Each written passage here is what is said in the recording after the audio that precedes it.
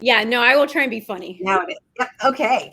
Hi, everybody. This is Doc B. I am here on a Facebook Live, and for the first time ever, we have a guest. And so we've, of course, had all of these glitches and problems because we had a guest and we've never done this before. And Jade has never done this before. So we are trying to get it together. So I apologize that we're a few minutes late. Although if you looked at all our advertising, we're almost an hour early. I'm sorry about all that confusion. This was a rough time. We spelled Jade's name wrong. We had a bad go with this. So hopefully it's not cursed from the start. We're gonna do our best. But anyway, we are going to be talking today about when families disagree about euthanasia. And the reason we're going to talk about it is because I see this all the time, and so do Dr. Andrews and Dr. Klemowish, who are our other two doctors. We get families that are not on the same page, and really, on top of the grief of losing their pet, they're also fighting with each other. And that's a very uncomfortable situation to be in for us, for them. And so we want to talk about some family disagreements about euthanasia. We're also going to be talking about different kinds of grief. So if you are in the process of a loss, this might be a helpful discussion for you, even if you don't have family disagreements about euthanasia. This is Jade is wonderful, and I'm going to introduce her in just a second. But we're going to talk about disagreements and about grief surrounding pet euthanasia. So this is my guest, Jade Greene Jones. She is a mental health professional. Tell them exactly what kind of mental health professional you are. Well, I'm actually a registered mental health counselor intern, which just means that I graduated over a year and a half ago, and I'm accumulating my hours to be able to sit for board. So I see patients. I have my own private practice. It just means that I have a supervisor that I just review cases with and things like that. So I have been seeing patients on my own for a year and a half. So Excellent. That's awesome. So Jade says that her passion is helping clients navigate through whatever is troubling them, and assisting as they reconnect with themselves. She sees couples, she sees individuals, she counsels people for all kinds of things, but pet loss is one of her passions. And she has a unique history in the veterinary field, which is why I'm especially drawn to her for pet loss grief counseling, because she has actually worked in the vet clinic. Would you tell us a little bit about that? yeah, so I worked in the vet industry for around 9 years, and at some point, I actually met and married a vet, and so we opened our own veterinary hospital. And so I did a lot of different things within that vet clinic, and so I'm very familiar. I love the vet industry; it's nearest and dearest to my heart, and I can't imagine anything better than working with puppies and kittens every day. So truly has been a rewarding experience. But for me, I felt like there was a missing. There's something missing, and I think that was seeing euthanasias and seeing people have this very real grief, and it hurt, and having people that I think didn't have pets not understand and kind of minimizing it. And I said, nope, we need to be loud and clear that this is grief. This is a very traumatic loss for them, and we need somebody to help guide them through the grieving process, because it's hard. And I want somebody to be able to normalize it for you and help you cope. So yeah, that's why I got into this. That's awesome. We are always looking for people to help.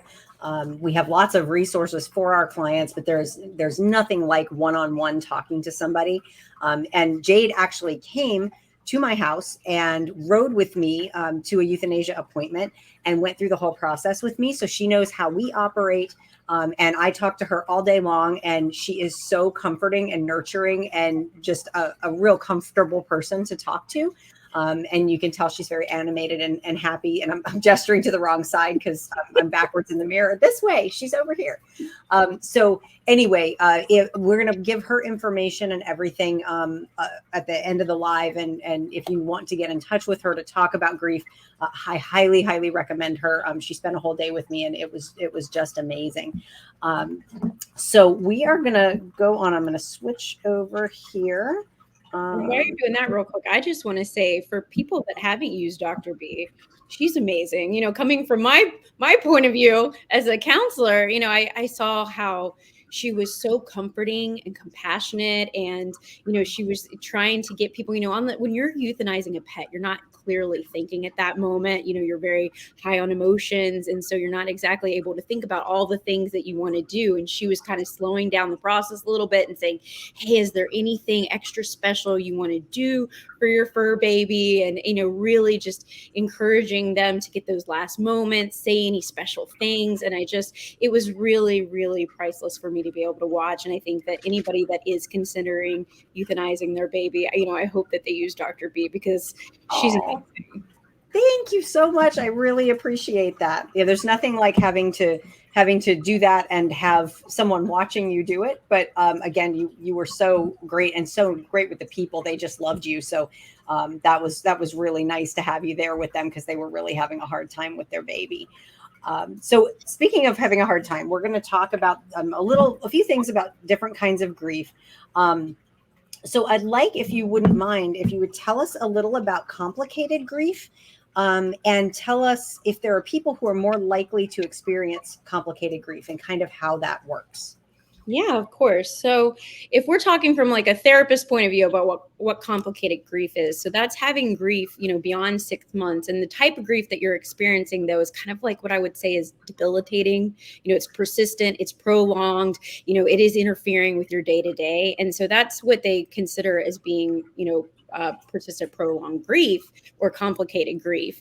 And so I think it's important to kind of understand that it's a little bit different from normal grief, because normal grief, yes, you're going to be hurting, you're going to be kind of ping-ponging between denial and anger and bargaining and depression and acceptance. But like I said, in the complicated grief, you're having this go on for more than 6 months, and it's affecting your day to day. Like, you're not moving on, you're not moving past it, you're essentially stuck. And so that's what complicated grief is. And then some things that kind of, so they say that from grief, there's only about 10% of people that actually experience complicated grief. That's the statistic that they've put on it. And it might be more, I think that's from people that actually get help. So they're judging from the people that actually get help, and they're saying it's 10%. And so when they look at that, who's most likely to experience complicated grief? And that would be, they've said people that unfortunately, growing up didn't have like a nurturing, consistent caregiver, somebody that's experienced immense loss in the past, somebody that is prone to depression, or somebody that's prone to anxiety, somebody that has, PTSD. Any of these things kind of set you up for experiencing complicated grief. Another thing I think is if you're an avoider, a lot of times people that avoid, they just kind of like disconnect from their feelings. And so it essentially kind of gets them stuck. They're in a place of denial. You don't see them outwardly grieving. They're not really in touch with their emotions at all. So they're avoiding it. And that can be a person that will also experience complicated grief. Okay, that makes perfect sense. So some of the families that I've had, they lost a child, and this was their child's pet. That, or they lost their, we just had a family that lost their husband, and this was his dog. And she said it was like he was saying, come, he wanted his dog with him. And so are those the kinds of people that may have complicated grief? Do they have to have complicated grief? So they don't have to have complicated grief. Really, there's no rhyme or reason. They've just kind of tried to find common denominators amongst the people that do. And so those are the ones that like what I reviewed earlier. But like what you were saying, you're just describing a family. And what I love is, hearing how this woman has made sense and processed the grief and saying, I feel like my husband wanted his dog back. I need him over here. And I love hearing that, because that tells me that somebody who is, kind of processing the grief and a little bit more accepting and making sense of it. And so that's a beautiful thing. But for anybody that has tragically lost somebody, and then, to lose that pet that belong to them or meant so much, that can be like a double loss. You can be triggered from this, not only your fur baby's loss of your fur baby, but re-experience that grief from losing your child or from your husband all over again. So, this can be triggering for, you can just like open the floodgates for immense emotion from all that past hurt and all the grieving of not just having your fur baby, but now I don't have my, I don't have my husband either. So it's like kind of, it can be intense and feel like a tsunami. Yep. And that's exactly what my families act like they're feeling, is exactly that. So this is, this doesn't mean that there's something wrong with you. Oh, It just means that you have an extra burden that maybe some of the rest of us aren't having, because there's more going on. Does that sound right? oh, for sure. That Okay. I don't want there to be any shame in this. Yes. It's all about, this is normal. Everybody grieves differently. We can't predict it. And it's funny, we all have different ways of coping in life, and we all have different ways of handling stress. And, that's why fight, flight, freeze, or fawn exist. And so, depending upon that, sometimes that can be how you experience the grief. So there are just so many different, weaved in, tangled things that contribute to how you're going to experience grief. And that's why no two people experience it the same. So there's absolutely nothing wrong with you. At the core of this, you love somebody, that was your baby, and so there's nothing wrong with grieving. And if it's an intense grieving, that's okay. All that tells me is, but you might need somebody to reach out to help you work through it. That's all that tells me, is just, hey, I might need a little extra help. And I've been there. I see clients all the time for grief, and it just means, your heart's still hurting, and that's okay. Yep. When And that's perfect. Okay. So, and one of the things I do want to tell people as well, it's really, really hard to make the choice to go and see a therapist. That is one of the hardest decisions I've ever had to make. And I had to make that choice not too terribly long ago, because I was having a really hard time with everything that was going on. We were very busy during COVID. And it was, everything that was going on was just hard for me to deal with. And it was amazing. I told her I don't have the capacity to do any work right now. Like, I don't even know why I'm here, except that I know that I need it. And she reminds me a lot of you, actually. And she walked me through it. And, within one session, I already was feeling a bit better, just having somebody to lean on. So this isn't something that you should be ashamed if you need help. We don't want you to feel like, again, like there's something wrong with you, or that you can't handle this, or you're not strong enough. It has nothing to do with strength. It just has to do with, sometimes we need somebody to help us out. Just like you can't treat your pet at home.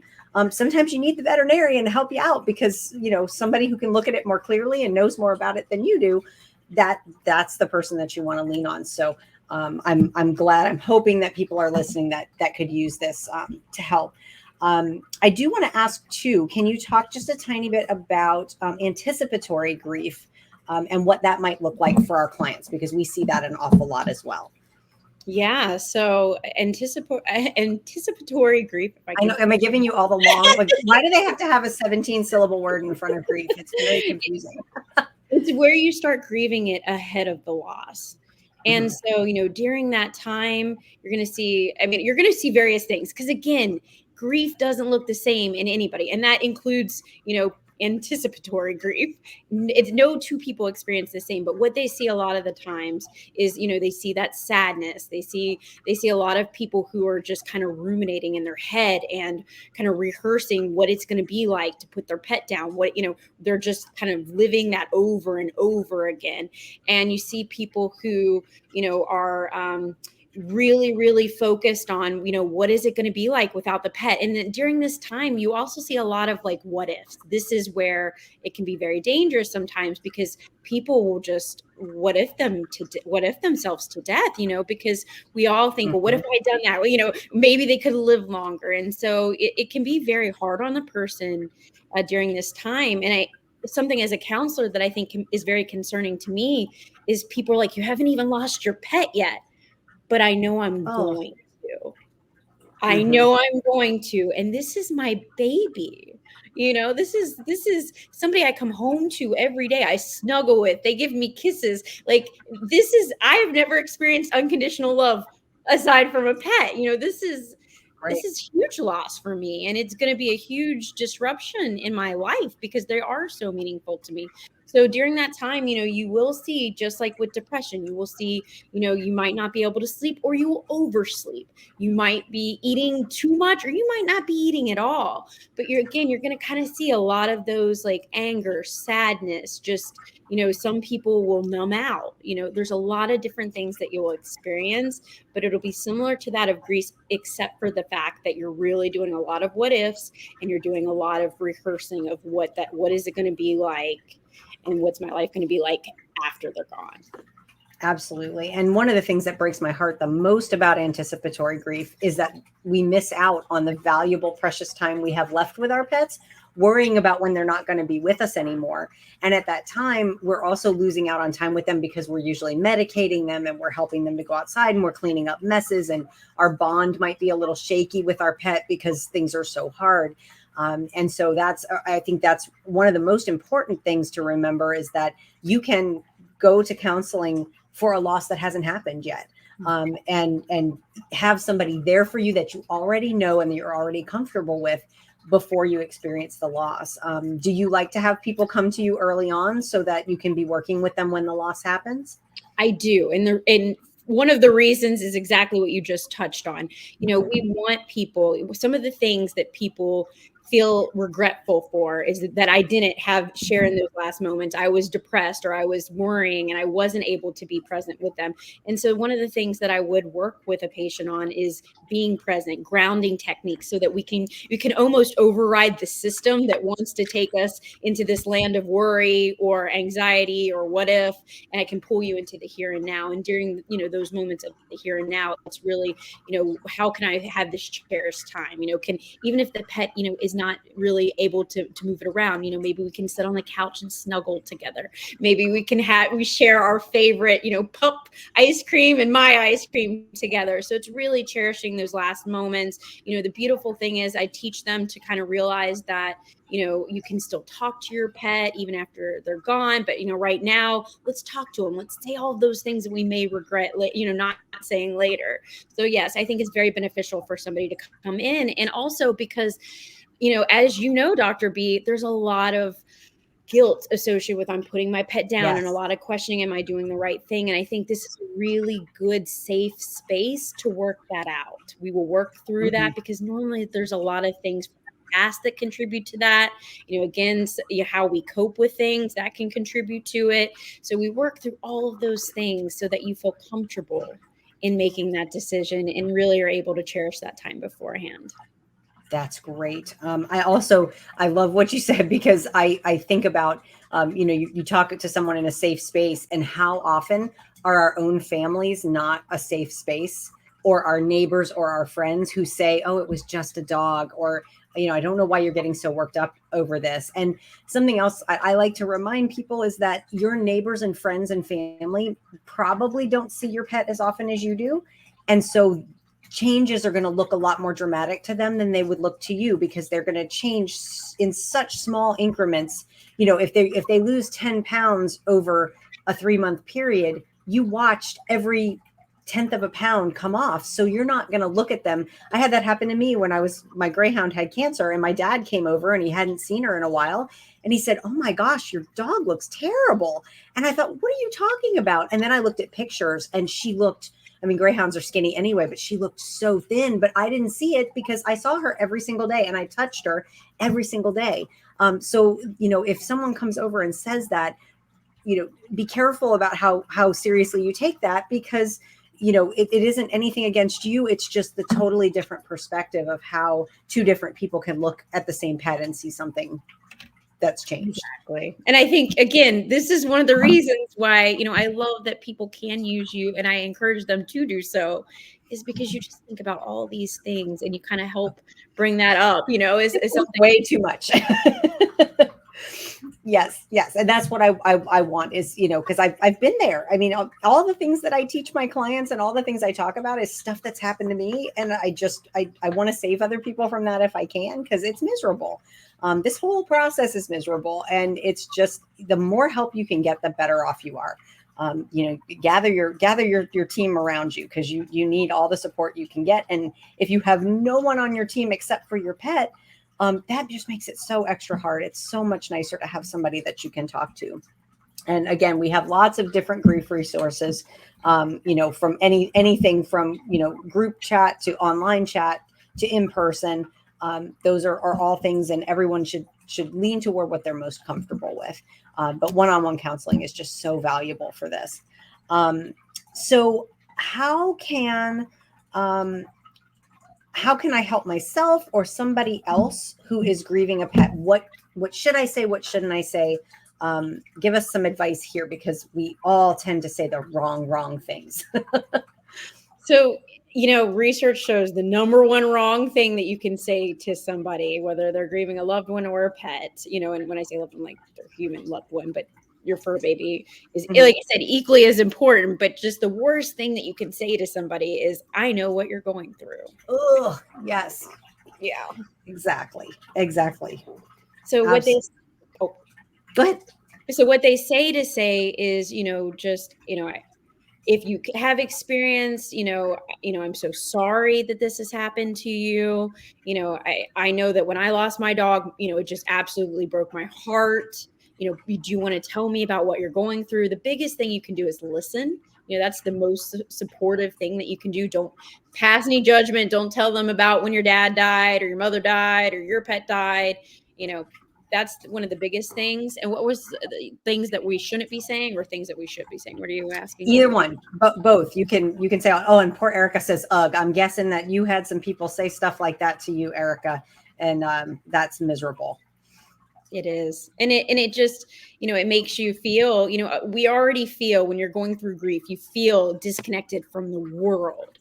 And so you feel more isolated when somebody says that, because you're like, no two people experience any loss the same. No two people, nobody knows what you're going through. They may know what's similar. I've had loss and I just know it was, you need somebody to validate. I know it was crushing to me. Do you need me? And they say, just listening is the number one thing. Another thing that you can do is, show up with casserole and allow yourself to accept that casserole. Allow yourself to let somebody come help with the kids. Allow yourself to have somebody help in any way. Can I go get groceries? Yes. And these are the things that a grieving person needs. Please go offer to get them groceries.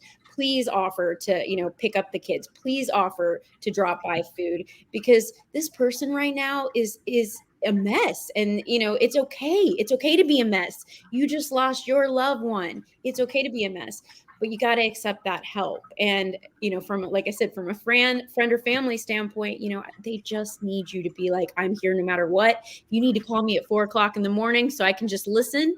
I'm here. That's awesome. And for heaven's sakes, don't tell someone it's just a pet. Obviously, the people listening here don't feel that way because they're fans of our page, but it isn't just a pet. There's no such thing as just a pet. When I lost a tiny little bird that I owned, and I didn't have him very long, and I was crushed when he died, and I felt like an idiot because it was just a little bird. But it wasn't. That's my loved one. That's something that I cared about, and it's okay to be sad about those things. And unfortunately, people say stupid things. I know I have said stupid things to people. I'm sure I've said some of the bad things, and I know just how you feel, and that's the wrong thing to say. I also was attending a virtual conference, and they said, don't tell people not to feel guilty. What do you feel about that? Because I hear people say, oh, I feel so guilty. What is a good response to that? And to hear them out, to just listen. I mean, talk to me about what you're feeling guilty about. Let them just, explore that feeling with you. You don't need to give commentary to it, or judgment, but let them get it out. Because when you tell somebody like, don't be sad or don't feel guilty, like, I can't help it. That's like telling somebody with depression, like, don't be depressed.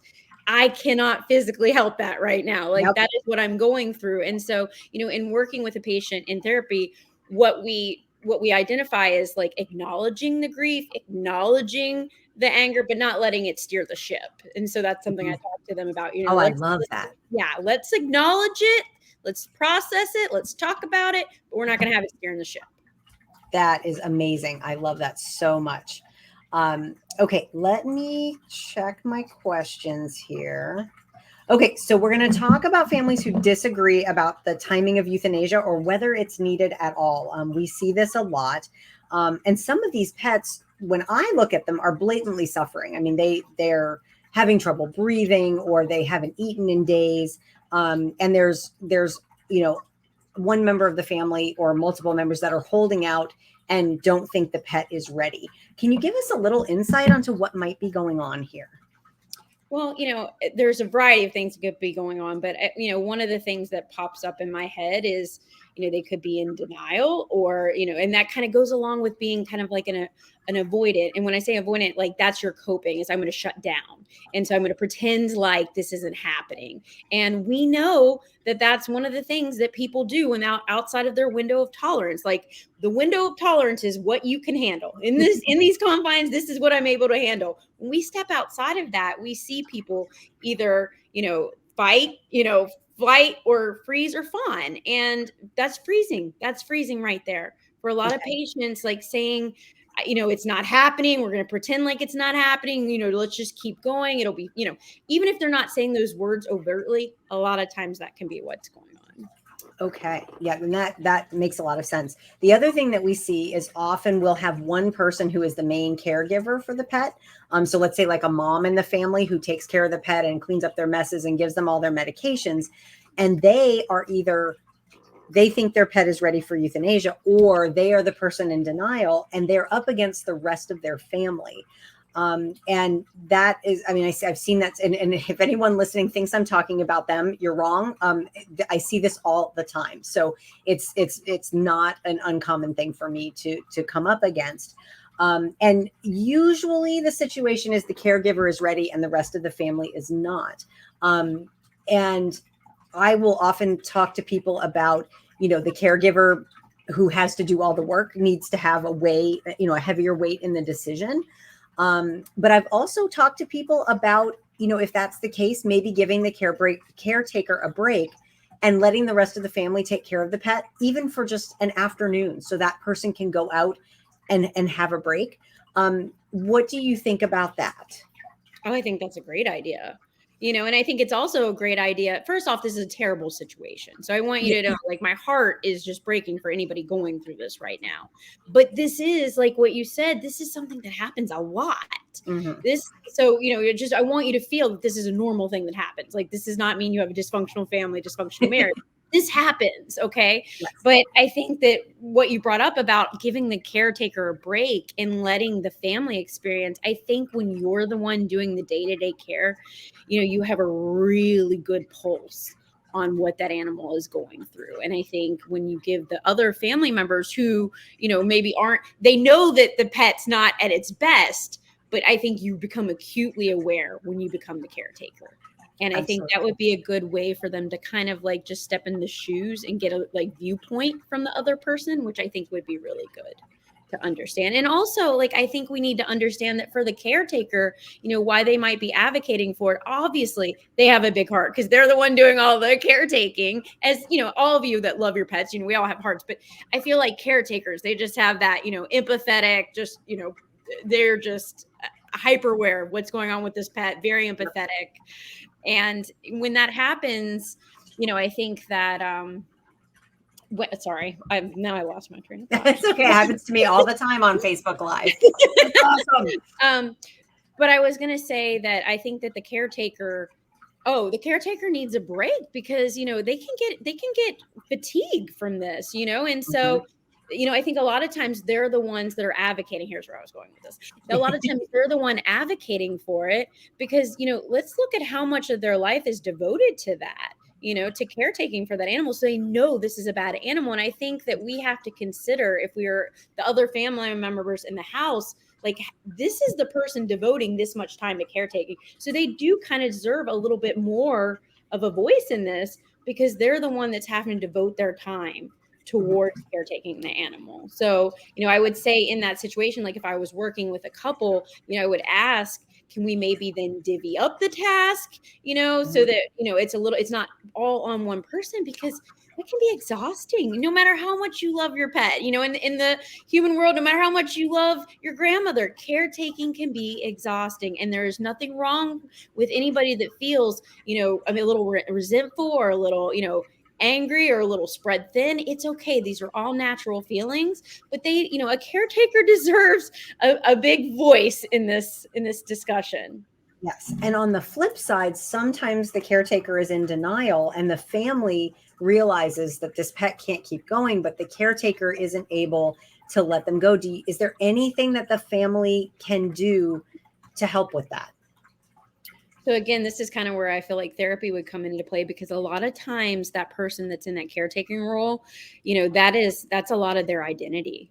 And so, Oh, yeah, so it's kind of teasing out, who am I once I'm not this caretaker? oh wow. Yeah, so a lot of that, and and a side note that I want to bring out is, in one of my grief counseling textbooks, it was talking about, you know, for somebody that's schedule is built around an animal and caretaking for an animal, this not only is a loss of their best friend, their fur baby, sometimes, I say they're the love of our life, because they're Mhm. the unconditional love. But this is also a complete breakdown of their routine. And as human beings, we seek out, the stability of a routine. We all find comfort in it. It is soothing for us. Sometimes we may be stressed out and complain about it, but we like having that predictable routine. And this completely shatters for that person their routine. And so that can be, it can be really hard for somebody to come to terms with. That would just completely destroy everything that I know, my whole world essentially. Wow, I never thought of it that way, and that is so true.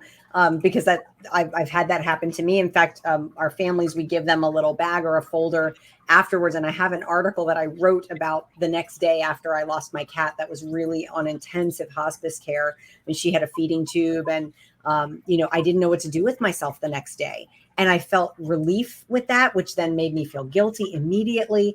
And it was, and as a veterinarian, I was like, well, if I'm feeling this way, all of my clients must have the potential to feel this way, that, that this huge part of their day is just it's non-existent now. And it's a relief and it's grief at the same time. And that's so hard. So I'm glad you said that, because I never thought about the identity part of it. And that's absolutely 100% true when I think back. So that's incredibly helpful. Anybody on our who's watching? I know we have a few people watching. Is anybody have been through that and felt that way? And if you don't want to answer, that's fine. But if that's something that you're going through, let us know. Okay, so next question. Let's see. So, what can family members, besides taking a shift and helping out with the pet, what are some things that family members can do to help ease the caretaker burden? I think that it is.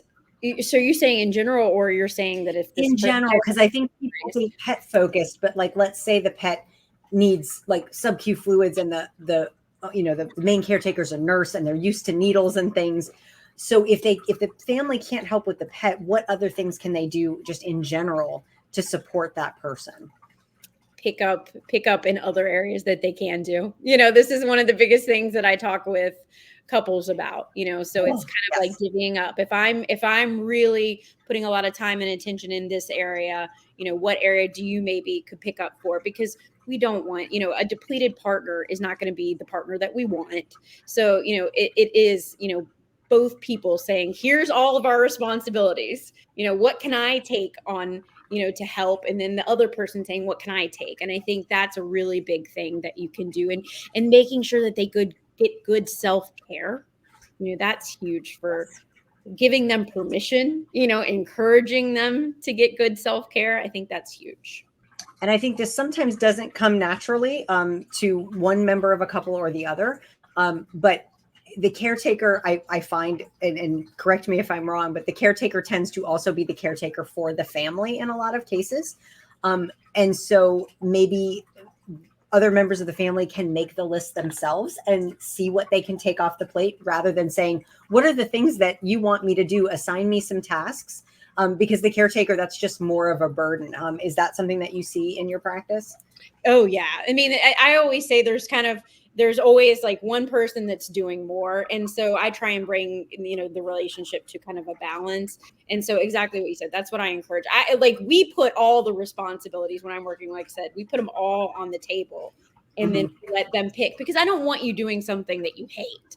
And, of course. so, yeah, but we want it to be equal. We want there to be lots of gratitude. So I'm all about, for families, for couples, for whatever, we need to be thanking the other person. Like, hey, I see what you're doing and I appreciate it.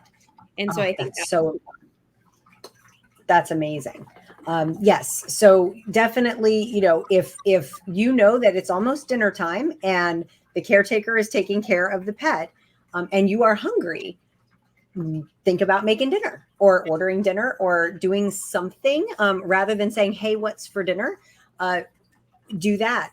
Perhaps, I've had caretakers, because I know people are going to be like, this is a husband wife thing.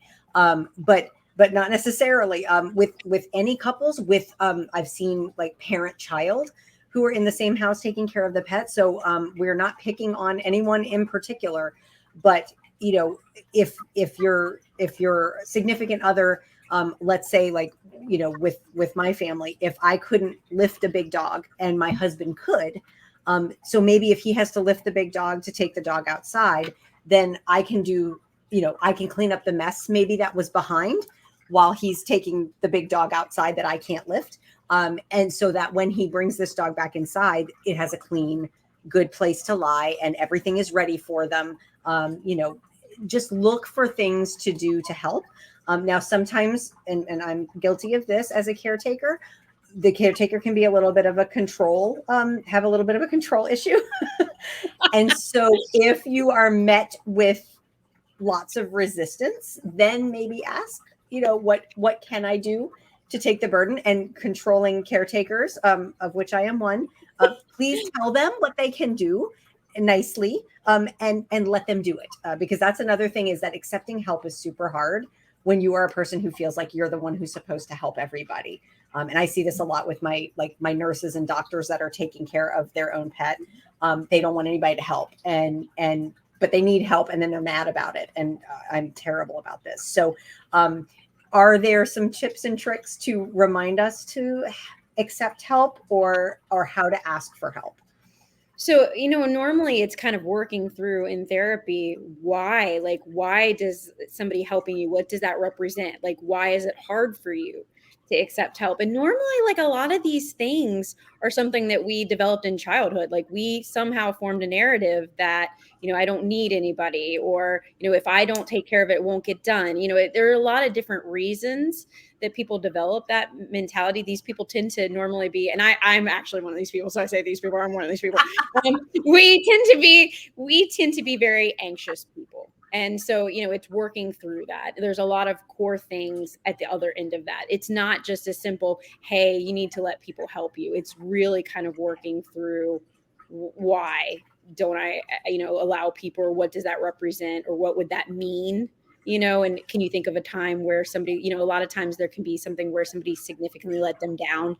So in their head, they have this story that if I don't, I can only depend on myself. And so there's a lot of different things that you uncover in therapy, and everybody's story is different. So I can't give you like, this is the exact reason, but I will say that there's normally a lot of therapy that you have to do in order to get to the bottom of it. But you find out a lot of amazing things. You were talking about, Dr. B, that you go to therapy. I go to therapy. I love to tell my clients this. It's the best thing you can do. And, one of the things my therapist is working with me on is allowing myself to get like gifts from people, allowing people to do nice things for me. It's hard. It's hard. Oh, it's hard. It's hard. Yeah. And we have an absolutely fabulous question from somebody we both love very much. Patrick says he wants thoughts on how, thank you. Thoughts on how or if to approach the subject of welcoming a new pet at some point after loss. So that is an awesome question. So how do we gauge that? So are you asking Dr. Flynn, who is, for our other viewers needs to know, this is the president of the Human Animal Bond. So he's a veterinarian. He is the president of Human Animal Bond. He's constantly saying, what is this amazing relationship? How can we further study it? How can we enhance it? How can we build upon it? So he's a really amazing man. He's one of my favorite people on the planet, and we love him very much. So, and this is a hard question after a loss. So any advice for us, Jade? Well, my question though, is he asking on approaching it with like, is the person resistant to it, or are you saying the person that just lost their pet is considering it, and then how to kind of help them come to terms with the idea of getting a new pet? I think the second thing, but if we're wrong, he's going to correct us. Okay, let's do that then. So, I think that it's making peace with the fact that, it's okay to get a new pet. It doesn't minimize the relationship that you had with your other pet, with your other fur baby, it doesn't diminish that in any way, shape, or form. It's realizing that, it's okay to move on. A lot of times my clients and I work with understanding what would this person or this pet that I lost want me to do. They'd want me to be happy, and part of that is in continuing to enjoy that beautiful relationship that comes from owning a pet. And so Absolutely. And he says, yep, that was the one. He wanted the second one. And one of the things I wanted to tell people too is I tell people, if you want to go get a new pet that same afternoon, you do it. My parents do that. Like if they lose a cat, like they're at the SPCA immediately. I only caution people if you are weary from caregiving, if you have been doing hospice care with your pet, if you are concerned that you might not be able to accept that your new pet isn't your old pet. My husband, for instance, wanted to get a dachshund that looked exactly like our Muggle after he passed. And we talked about how that might be dangerous because we might expect that pet to be Muggle and then be upset with them when they aren't. And so, if I feel like if you're going to save another life in honor of your pet, they would absolutely want that for you. But it's a very personal decision, and you shouldn't feel pressured either way. If you want to get a pet immediately, you go for it. I told Derek when we put Muggle down that I was going to need a break because I had done 3 intensive hospices in a row on 2 cats and a dog. And he said, well, I don't think I can be without a dog. And I said, well, I don't think you get a choice because I'm the vet who has to take care of them. And I euthanized Muggle in our living room. We did a home euthanasia just like I do for my clients. And it was awful and terrible. And I don't like being the pet parent in these situations. And the minute he took his last breath, I looked up at Derek and I said, oh, I can't do this. I have to have another dog. And we got our rotten girls shortly after that. So, there's nothing wrong with whatever timing you choose. One of my doctor friends got, Natalie says, aw, Mug. Everybody knew Mug. One of my doctor friends waited 14 years to get another pet. And he said he'd never have another one. And then he met me and he ended up adopting a dog from the SPCA. And he told me it was the best thing he ever did. So the timing is totally up to you, and feel how you feel until you're ready to have more love in your heart. You're not replacing anybody. We do have some comments. Oh, Christy says, thank you for explaining caregiver feelings. Yeah, it is so hard when you're doing the work and you're having to if someone else can't be there or can't do, like Derek, my husband's a chiropractor. I'm a veterinarian. Obviously the medical stuff needs to be done by me. And I don't know how you guys who don't have medical experience do this. I mean, y'all are amazing. I'm just continually amazed that my families are so great. Christy says, get some rest after caregiving. Then adopting a new pet at some point means saving another life. It's healing and so much joy. Nobody heals us like opening our hearts to a new pet. And it's a beautiful thing. But you have to be, you have to give yourself some grace and take your time. And Natalie says the quality control hounds. Yes. Quality control cleaners are here at my feet, snoring, and somebody may be passing gas. I'm not going to say who, but there's definitely something going on down there on the floor that I wish was going on in the other room where my husband is, who they could be snuggling instead of me. Anyway, okay, let me check and see. This has been fantastic, and I cannot believe we've gone on this long, but this has been so helpful. Well, and I want to point out something because you brought up a really good point. Here's another thing with caretakers, and I love that you're so focused on that, Dr. B. Again, this is a reason why, she's an amazing person for this particular niche and, helping you to say goodbye to your baby. But, a lot of times caretakers, they don't have a good pulse on when like they are burnt out. And so that's another thing that I encourage, either, research or work with a therapist on is, identifying like, what does burnout look like me, and what's the warning signs of burnout in me, and then being able to say no.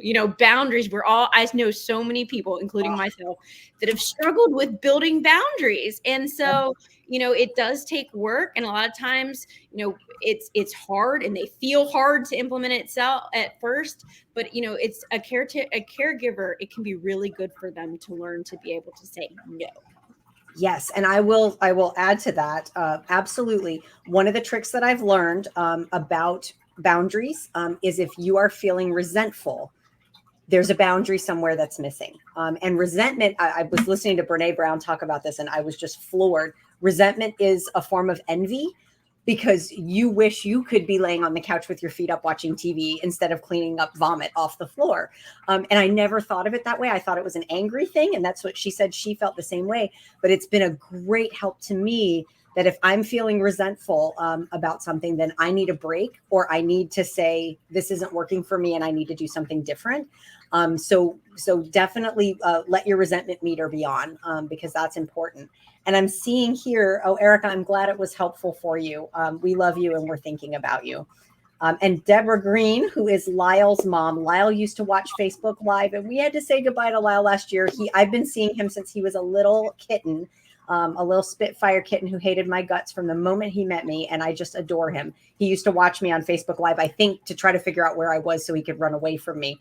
But Deborah says she feels guilt for not being ready to adopt again. And since I just learned, they're on this side, since I just learned from Jade that we don't tell you not to feel guilty. But again, when you are ready, you are ready. And if it's 15 years from now, never, or this afternoon, that's all okay. It's perfectly fine to not be ready and to have guilt about it. If you feel guilty about it, that's okay too. But you're a wonderful cat mom, and Lyle was a heartbreaker. So he's going to take some time to work through, and that's totally fine. And Jade would be an excellent person to help you with that if that's something that you want to talk to her about. So we are going to have to wrap this up. I could talk to you for 3 hours, but I don't think anybody wants to have to sit here for 3 hours. So least of all the quality control wieners who probably want some snacks.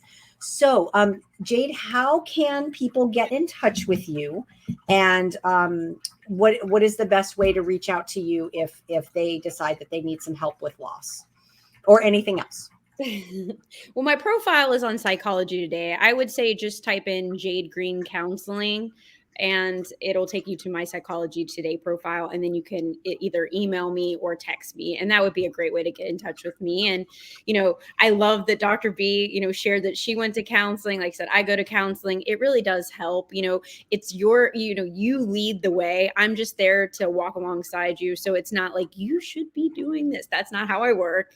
We go at your speed. We talk about the things you want to talk about. Sometimes I'll say, do you want me to challenge you a little bit? And if you say, yes, I do, then I will do that. But it's all about what you want.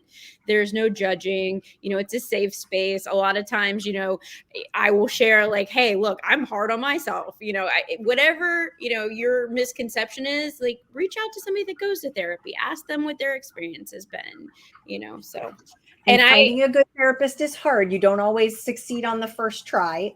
And so it's always nice to have somebody that you've heard them talk and you can see how their personality is. So I'm hoping that's making people feel more comfortable.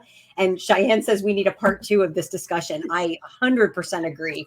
I think we're going to have lots more functions if we haven't frightened you away with all our technical difficulties.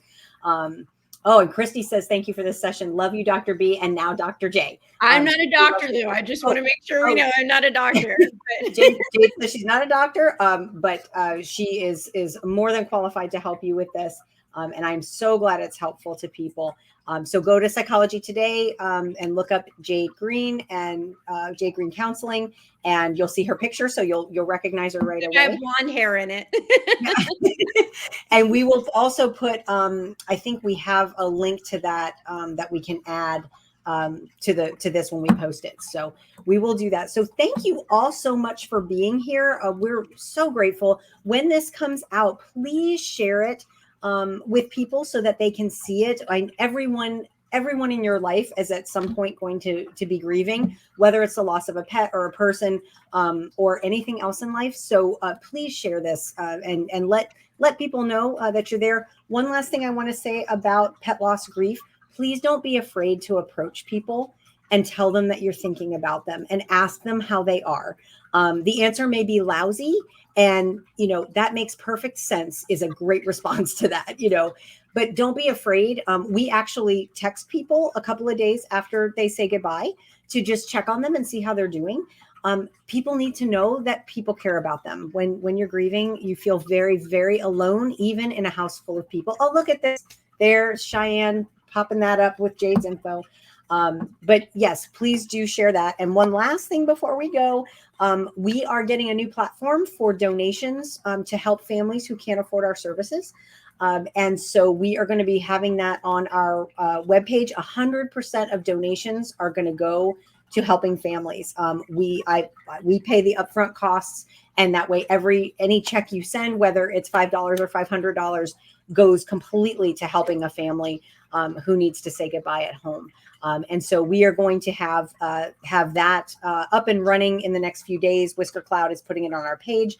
Right now we have our AVMF fund, which you can donate to until the end of February, and then our new one will be there. So we really appreciate everyone who has donated. You have helped, and the families are just blown away that someone would do that for a stranger and help them say goodbye at home. So thank you. All right. We hope that you are healthy and happy. If you are grieving a loss, we are thinking of you. Please contact us. You can call us. The number is below. You can call us, email us, text us. Even if you just need a friendly voice or somebody to say we're thinking about you, don't hesitate. If you've recently had a loss with us, in the little bag or folder that we left you, there are grief resources on the back of the card, which is the article that I wrote. On the back of it are different grief resources that we can provide for you. And then Jade is here if you want to make an appointment with her. So Jade, any last thoughts or anything that we can hear from you before you go? One of the most healing things you can do is share, all the incredible memories that you have with your baby, with all the people you love. That is one of the greatest things you can do for grief, is talk about them now, talk about them loud, talk about them often. And that's truly a very healing thing. And anything that you can do to pay tribute to your pet, whether it's plant a tree, anything. I mean, there really are, the possibility is endless, and it can be based on the relationship that you had with your pet or something that's very special to them. But these are all really great ways that you can help yourself kind of process the grief and continue that relationship with your pet. And I encourage you to talk to your pet, all the time. When you're having a bad day, when you're missing them, let them know, say it out loud. They can hear you. Yes, we do that still. We lost Muggle in 2016, and both of us will go, right, Mug? Because we don't have kids and we talk to our pets all the time. So always good to be thinking about them, and always good to listen to stories that people have about their pets. They want to talk about them. All right, guys, we are wrapping this up. Thank you so much to every one of you that shared your experience or asked questions. Several of you I know, in fact, most of you I know, are going through a loss, and we are so grateful that you shared this and maybe help someone else feel less alone. So everyone have a peaceful night. We will be announcing our next Facebook Live as soon as we figure out what it is. And we are definitely going to have Jade back to talk to us because she's so fabulous. All right, everyone. Thank you so much and good night.